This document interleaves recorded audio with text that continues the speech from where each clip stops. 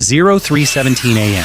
Outskirts of Robotyne, Zaporizhzhia front. Inside a Russian Air Defense Command vehicle, the radar screen suddenly blooms with targets. 6, then 12, then more than 20.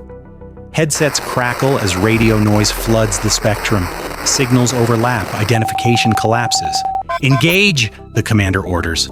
2 missiles tear into the night, white flames carving through the dark sky. Seconds later, silence. No confirmed kills. Only a chilling realization. They were never chasing real drones. Only reflections, decoys, ghosts in the electromagnetic fog. If modern warfare is a battle for perception, one question matters most. Who controls what you see? By 2025, the war in Ukraine had evolved far beyond artillery duels and armored thrusts. It had become a contest for electromagnetic dominance. Radios, radars, satellite links, GPS, every modern army depends on them. And on the southern front from Orikhiv to Tokmak, that invisible layer of the battlefield had turned into a lethal arena of its own. Russia entered the conflict with one of the most extensive electronic warfare arsenals in the world. Systems such as Krasuka, Zhitel, and Tirada were designed to jam communications, blind surveillance drones, and disrupt satellite navigation. In theory, these systems formed a protective umbrella shielding Russian maneuver units and air defenses from precision strikes. In practice, they also created a rigid dependency when the spectrum was quiet. Russian units functioned efficiently, but when it became chaotic, decision-making slowed and coordination fractured.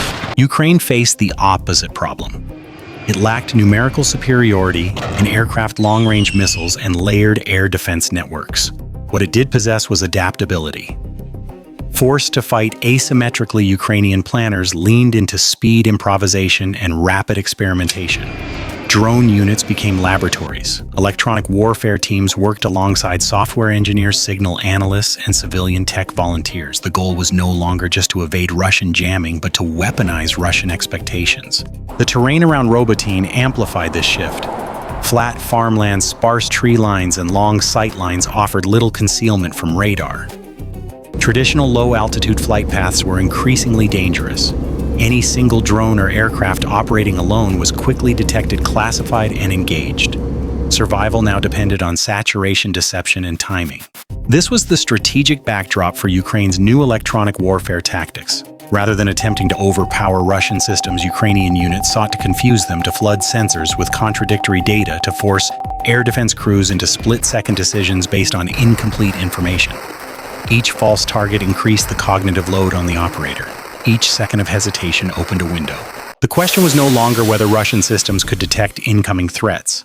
The question was whether they could still decide what was real and fast enough to matter. The operation did not begin on the battlefield. It began weeks earlier inside garages, basements, and makeshift command posts scattered far from the front. Ukrainian electronic warfare teams treated Russian air defenses not as static threats, but as systems with habits patterns that could be learned, predicted, and exploited. Signal analysts started by mapping the electromagnetic environment. Using passive receivers, they listened rather than transmitted, recording how Russian radars behaved during routine patrols, how often frequencies shifted, and how quickly operators reacted to unexpected contacts. Every burst of radar energy, every spike of jamming power left a fingerprint. Over time, those fingerprints formed a profile. At the same time, drone units conducted deliberate probing runs. Single, low-cost UAVs were sent toward Russian positions not to survive, but to provoke responses. When a drone disappeared, teams measured what followed, which frequencies lit up, which radars activated, how long it took before missiles were launched. Each loss fed the model. What emerged was a critical insight. Russian crews were trained to prioritize speed over certainty. Faced with multiple fast-appearing targets, standard operating procedures favored immediate engagement to avoid saturation. That instinct, logical under pressure, would become the weakness. Ukrainian engineers then designed a layered deception package. Some drones carried minimal hardware, acting purely as radar reflectors. Others emitted short, irregular bursts of radio noise mimicking command links. A third group replayed previously recorded Russian radar responses back into the spectrum, creating echoes of echoes. None of these systems needed to be powerful. They only needed to be believable. Human factors mattered just as much as technology. Operators trained to fly while half-blind, reading degraded video feeds filled with static. EW specialists rehearsed timing windows down to seconds, knowing that transmitting too early or too late would collapse the illusion. Sleep was scarce. Mistakes were costly. By the time the drones were lined up on the edge of a frozen field near Robotyne, the goal was clear. This was not about destroying Russian air defenses outright. It was about forcing them to react, to reveal themselves, to burn through missiles, to expose command nodes. The real strike would come later. First, the fog had to be thick enough. The first drones lifted off just before dawn, their electric motors barely audible above the wind sweeping across the fields. From the Russian side, nothing seemed unusual at first. A single contact appeared at long range, slow, low, insignificant. Then another. Then several more, spaced just far enough apart to suggest coordination, but not enough to confirm it. Inside the Russian air defense network, operators began tagging targets, friend or foe. Too small for aircraft, too numerous to ignore. As procedures demanded, tracking radars powered up, sweeping the sky with narrow beams. That was the moment Ukrainian teams were waiting for. A second wave followed. These drones flew lower, skimming barely meters above the terrain, their radar cross-sections deliberately exaggerated with simple reflectors. On screens, they looked larger than they were fast-moving, erratic, potentially armed. At the same time, Ukrainian EW units activated short bursts of interference, not strong enough to blind the radar, but enough to distort range and speed readings. Targets seemed to jump, split, recombine. Russian crews reacted instinctively. Engagement zones were defined. Missile batteries shifted to combat mode. Command posts began transmitting more frequently, coordinating between sensors, launchers, and higher headquarters. With every transmission, their electronic footprint grew brighter. Then came the saturation. Multiple decoy drones suddenly appeared from different bearings, their signals overlapping in time and frequency.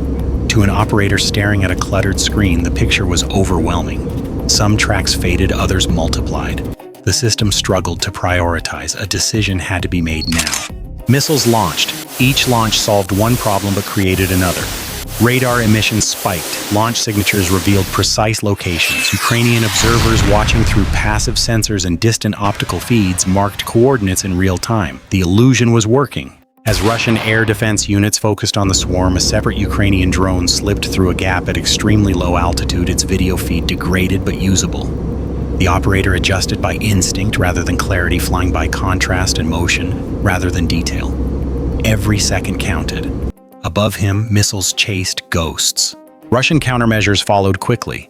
Jamming power increased, flooding entire bands. Some Ukrainian drones lost control and crashed harmlessly into fields. Others went silent, executing pre-programmed routes. The battlefield became chaotic machines reacting to machines, humans trying to keep up. At one point, a Russian interceptor drone was launched, climbing aggressively to meet what appeared to be a high-value target. The contact vanished mid-climb. The interceptor overshot, stalled, and fell away. It had chased a reflection. By the time the final decoys burned out or were destroyed, the engagement zone looked quiet again, but it was a deceptive calm. Russian air defenses had fired expensive interceptors, exposed command nodes, and saturated their own spectrum with noise. Ukrainian units had lost drones but gained something far more valuable: clarity. They now knew exactly where the eyes and fists of the defense were, and that knowledge would shape what happened next. As the swarm faded, Russian commanders attempted to reassert control. Orders were issued to reset systems, reclassify the air picture, and restore a coherent hierarchy of targets. But the electromagnetic environment no longer behaved predictably. Jamming from multiple directions, some real, some residual, continued to interfere with data links. Screens cleared, then cluttered again. Confidence did not return with the silence. Air defense units shifted posture, launchers repositioned, radar operators shortened emission cycles, turning systems on only briefly to avoid detection. Yet this caution carried its own cost. Each pause created blind spots. Each brief activation still revealed a location. The defense was no longer continuous, it was fragmented. Command and control channels struggled most. With units dispersed and communication degraded, local commanders began making autonomous decisions. Some held fire to conserve missiles. Others launched preemptively at the first hint of contact. The result was inconsistency, overlapping coverage in some sectors, dangerous gaps in others. Russian electronic warfare teams attempted counter-jamming, flooding wider frequency bands with brute force power. The effect was immediate but blunt. Ukrainian signals weakened, but so did Russian internal communications. Navigation errors appeared, timing desynchronized. The spectrum became a noisy mirror reflecting confusion back at its source. What made the situation especially dangerous was uncertainty. Russian crews could not tell whether the previous swarm had been a feint or the opening move of a larger strike. Every new blip carried the possibility of a follow-on attack. Fatigue set in quickly. Operators stayed glued to their screens, afraid to miss the next cue, unsure which cues mattered. In trying to defend against everything, they defended against nothing particularly well. The system still worked. The missiles still flew. But the cohesion, the sense of control that modern air defense depends on, had been eroded. And in warfare, erosion is often more decisive than destruction. At the core of Ukraine's success was not raw electronic power, but cognitive overload, engineered through the electromagnetic spectrum. Russian air defense systems are designed to defeat real physical threats. Aircraft missiles, drones by tracking speed, altitude, trajectory, and signal consistency. What they are far less optimized for is ambiguity at scale. The first mechanism at play was saturation without mass. Instead of overwhelming defenses with dozens of lethal drones, Ukraine used a mix of decoys, reflectors, and low-power emitters to simulate density. From the radar's perspective, the sky appeared crowded. From the command system's perspective, it became a prioritization nightmare. Every additional target increased processing demands and shortened reaction windows, forcing operators to act before certainty was possible. The second mechanism was signal plausibility. Ukrainian EW teams did not attempt to fully blind Russian radars. Full-spectrum jamming is easy to identify and counter. Instead, they introduced subtle distortions, range jitter, inconsistent velocity returns, brief packet loss, and command links. These effects resemble real-world clutter terrain reflections. Weather interference or low-quality sensors, the result was doubt, not blindness, and doubt slows decisions. Third was feedback exploitation.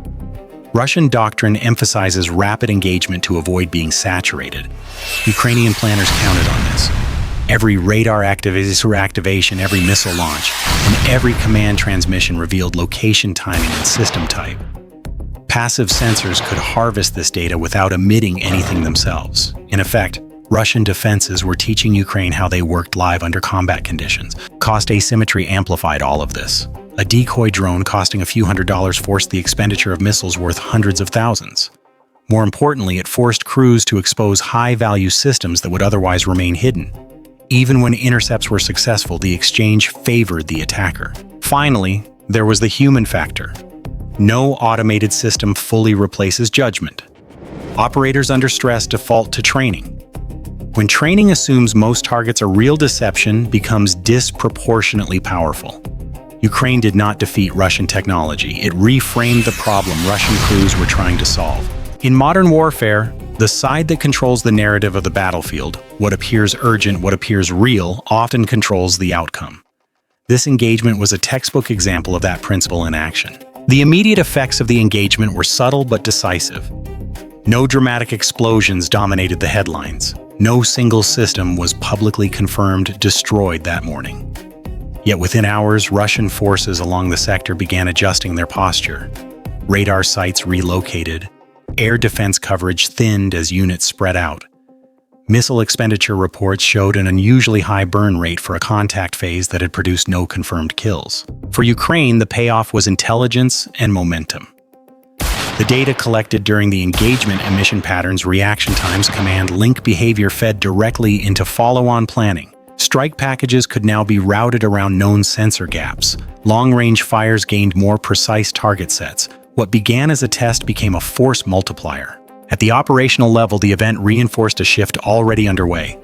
Russian units increasingly treated the electromagnetic spectrum as contested territory rather than a secure advantage.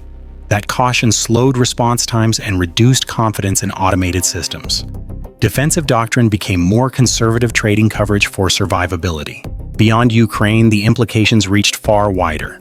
Military planners across NATO, Asia, and the Middle East took note. The lesson was not that air defenses were obsolete, but that they could be manipulated without being destroyed. Small states and non-state actors could, in theory, replicate elements of this approach using commercially available technology and modest expertise. The engagement underscored a new reality. Dominance in modern warfare is no longer defined solely by who owns the most advanced hardware. It is defined by who best understands how that hardware is perceived, trusted, and ultimately used under stress. And that realization unsettles every army watching closely. The engagement near Robotyne did not rewrite the laws of war.